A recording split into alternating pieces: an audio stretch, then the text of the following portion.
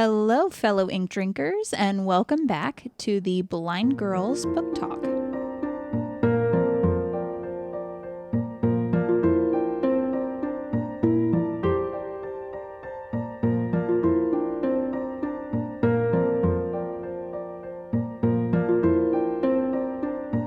My name is Aria. And I'm Belle.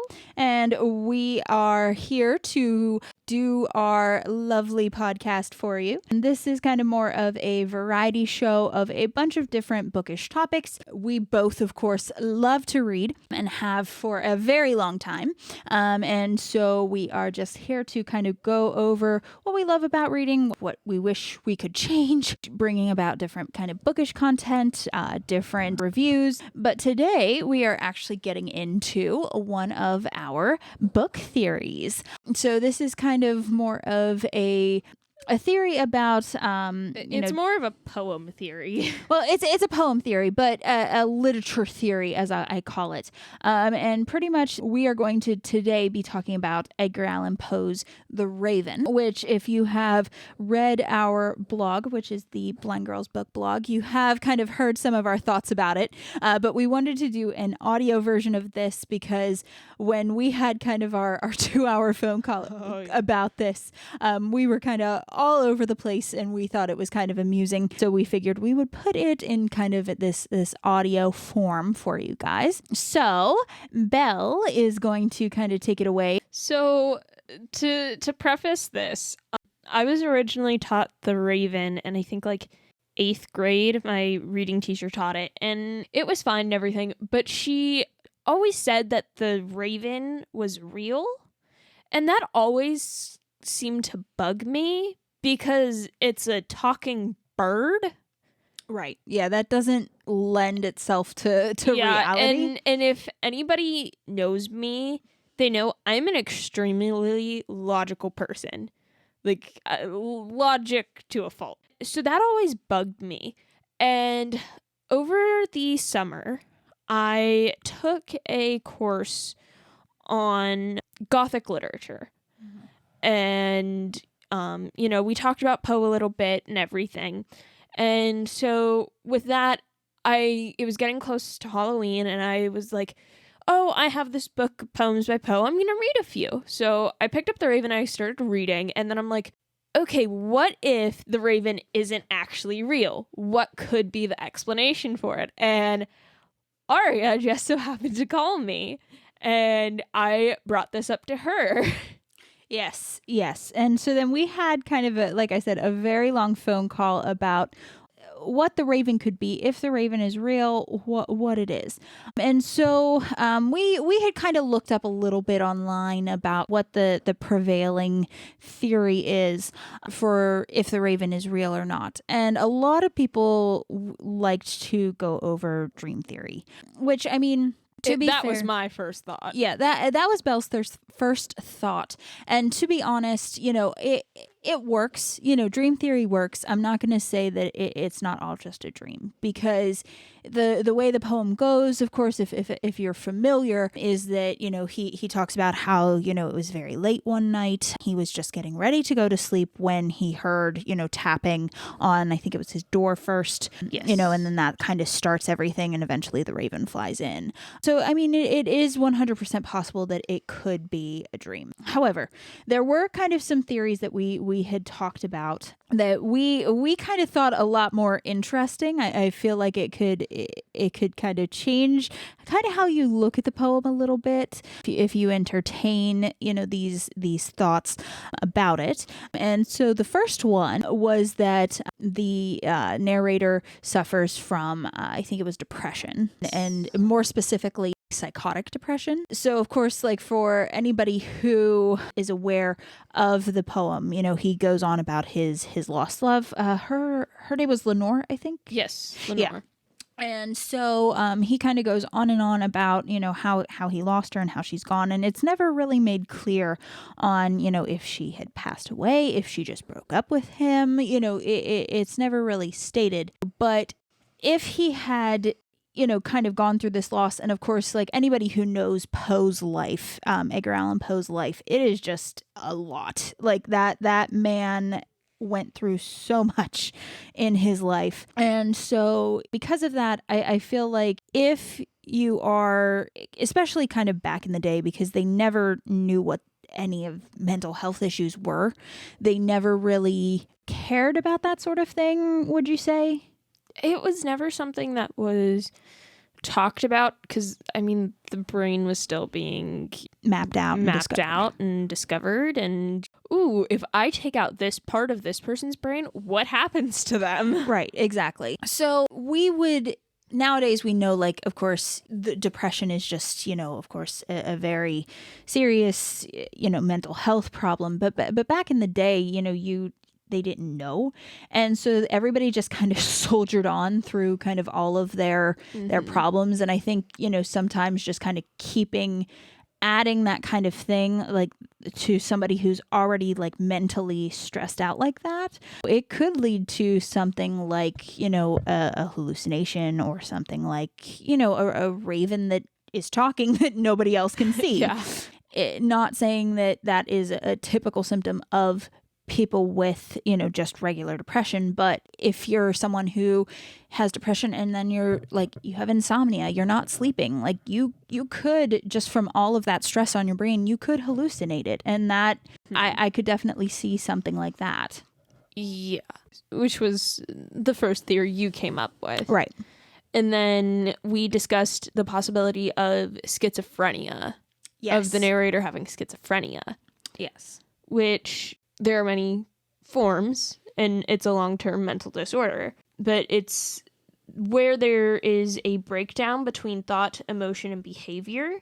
So there are faulty perceptions of reality, which what if there was actual tapping on his door and window from, let's say, a tree if it was a windy night. He thought, of course, oh, it's knocking. So he opens his door, there's nobody there. Then he opens his window, nothing's there. And in flies this bird that starts talking to him.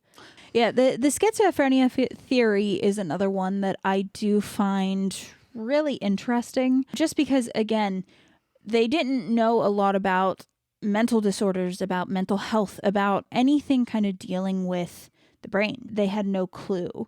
So, I mean, just kind of looking at it through today's lens, that could be something that is very, very interesting, you know what I mean, to discuss and to think about. Because again, he could very well have this disorder and nobody knows. And he's just like, yeah, there's this talking bird that, it came in one day and it never left. And it just, sits there, does not move, but it just speaks.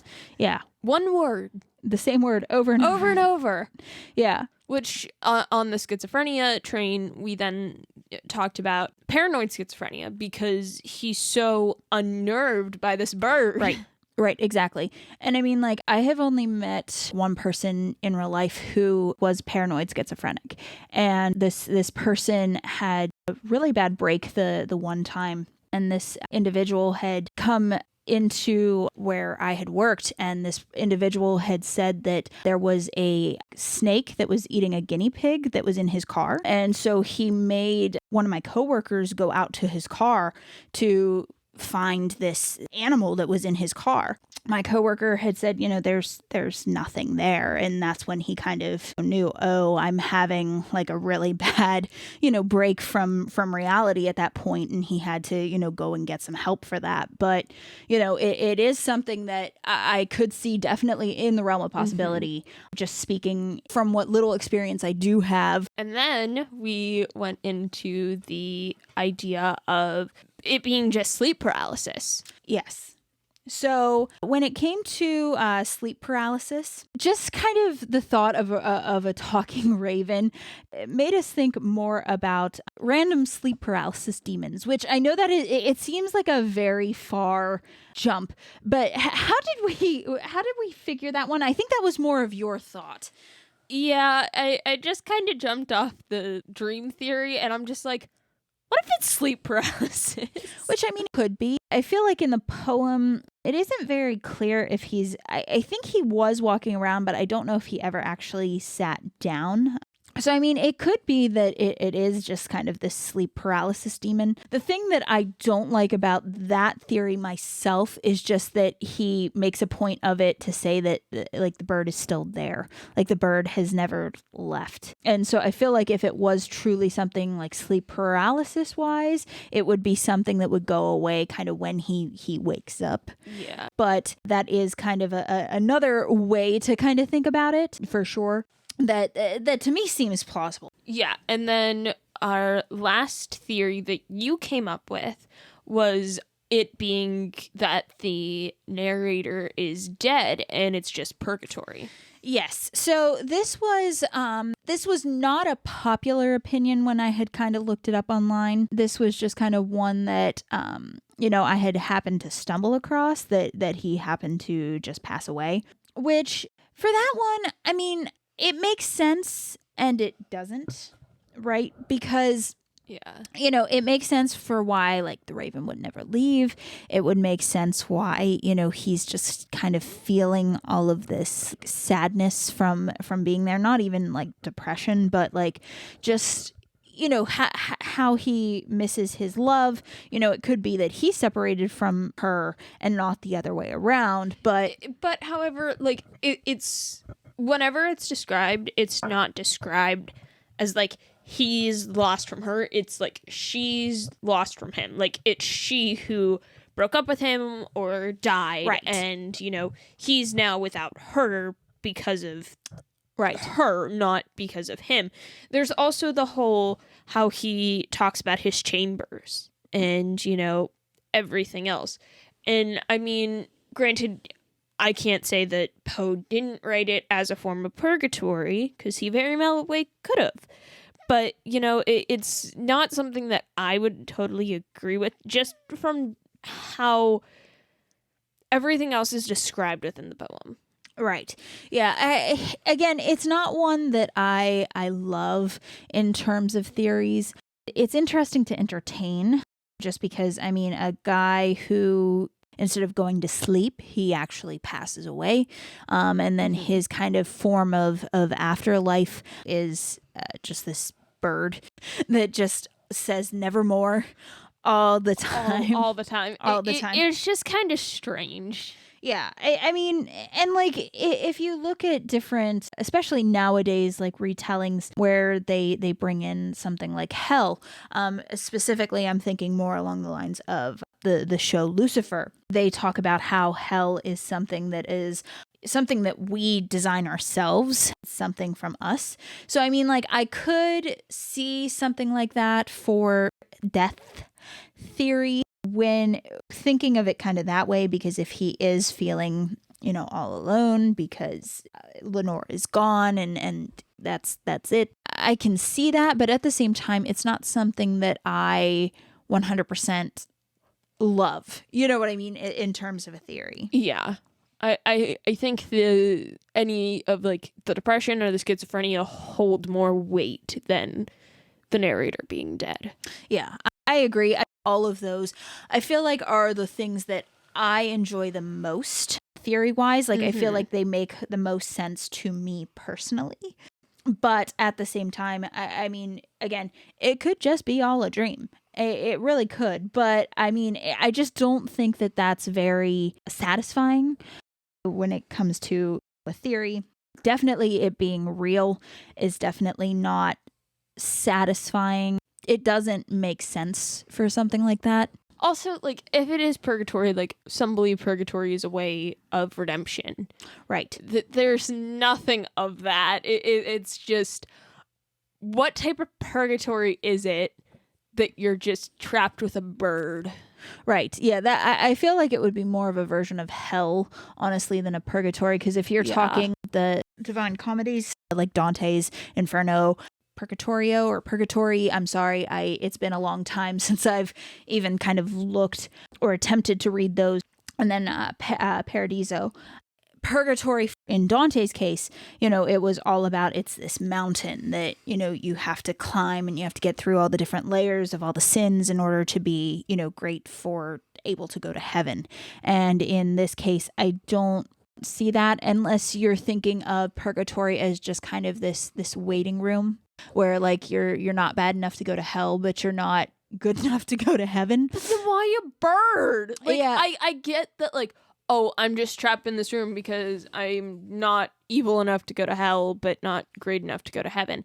Why a bird? The narrator just had something against birds. I mean, I'm afraid of birds, but still, like, if I was in purgatory and a bird came into my room and just talked to me, I would be like, this is just my hell. Like, Yeah. it would be straight up like, nope.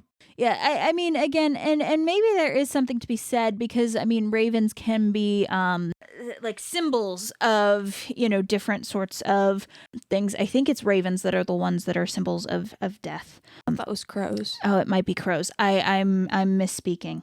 I am so sorry. I think you're misspeaking because isn't it, why is a raven like a writing desk? Well, that's the Lewis Carroll version. Yeah, but then it's crows bring death. I thought that's what it was. I had to resort to Google because I don't want to misspeak. Associated with loss and ill omen. It can also represent prophecy and insight. So I not guess, death. well, not death. So crows are probably more death then. But they are definitely on the ill fate side of the spectrum. Well, then, if we're going by that, could it be that the raven could be like one of the three ghosts in A Christmas Carol? I mean, it could be. I mean, I'm not going to say no, but at the same time, it doesn't seem to be teaching a lesson. No, because I get that, because it's just kind of like evermore. Yeah.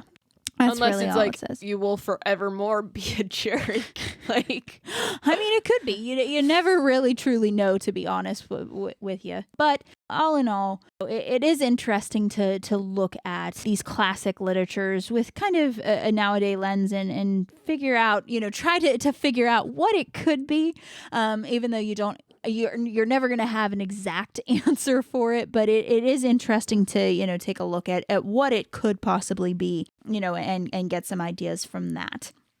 Well, that is about all the time that we have for today's episode.